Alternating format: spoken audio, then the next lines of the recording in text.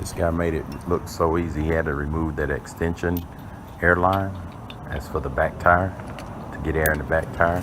Then he used a 7/8 of an inch socket to remove the 8 nuts.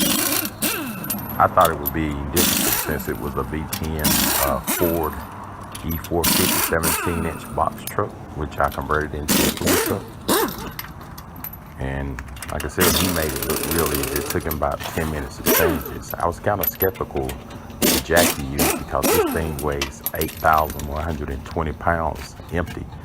Now I got equipment in there, but he looked like he did it. He did this a few times. As you see, the tires I use on this truck is the LT225/75R16s Michelin. All 6 of them are the same tires. Okay, once he got the bolts off, he just had to slide it off. You see that tire was in bad shape. I'm glad I was going by 55 miles an hour when the threads came off. Now he's putting it back on. He put it's a used tire, but it was in good shape, the used tire that I got. And this was on a Sunday, and I was lucky somebody was open here on a Sunday in Cleveland, Texas. And you see that tire, I'm gonna change it tomorrow. It's got some bad threads on it also.